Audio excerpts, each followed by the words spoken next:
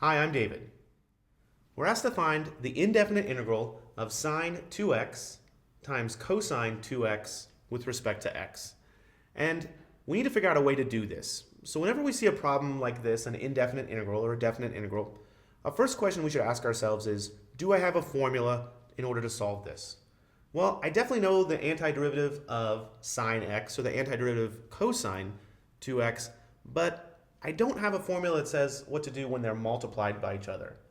Unlike the product rule for derivatives, I don't have a product rule for antiderivatives yet. Okay, so I need some other strategy. Maybe u substitution will work.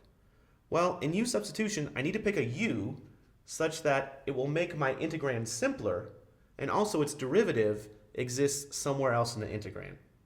Oftentimes we look for parentheses or under square roots for our choice of u. In this case, you might think, let's try u equals 2x.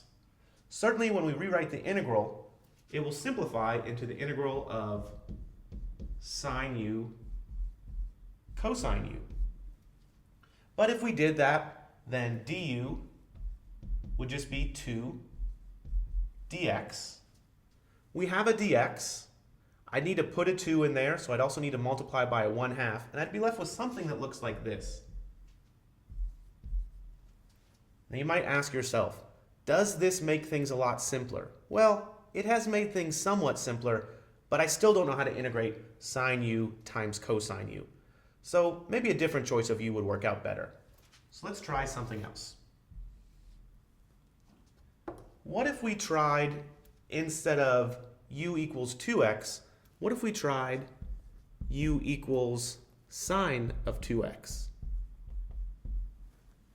Well, the derivative of sine 2x is cosine of 2x times 2. So du is cosine 2x times 2 dx. And what do we notice right away? I have a cosine 2x and I have a dx. Just like I have a cosine 2x and a dx here. The only thing I'm missing is that 2. Well, I need that 2 in there somehow, but since it's a constant, there's an easy way to get that in there. I can multiply this integrand by 2, and then also multiply by 1/2. I haven't changed the integrand at all. This right here is just 1.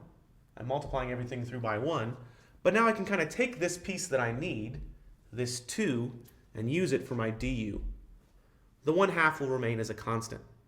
Okay, so let's rewrite this thing. So I'm now left with the integral. Well, sine 2x, I said was u. So I've got that u. 2 times cosine 2x times dx, we said was du. And the only thing I'm left with is this 1/2 right here. And constants I could put anywhere I like, so let's go ahead and put it outside the integral sign. Now, certainly this integral is a lot easier to solve than the original. So let's go ahead and do that.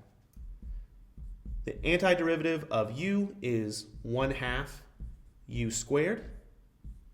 And I'll put a plus c because it's the indefinite integral. There are no limits of integration. Okay, now all I have to do is replace this u with what it actually is. U is equal to sine 2x. So this is 1/4 quantity sine 2x squared plus c. And if you want to rewrite this, you could bring that squared in, and other notation for this is 1/4 times sine squared of 2x. But that's just notation. So both of these are fine answers. Okay, so we're finished. But one thing to notice here is that if I wanted to, I could have picked a different u. I could have picked something like u equals cosine of 2x. If I had picked u equals cosine 2x, du would have been, well, negative sine 2x times 2 dx. And I would have a cosine 2x, a sine 2x, and a dx, just like I had in my original. In fact, that choice of u and du would have also worked. You would have gotten an answer that looks slightly different, and in fact your final answer would have a cosine squared 2x in it, but that answer and this answer are actually equivalent, plus or minus some constant. And we've got that taken care of in that plus c. Thanks for watching.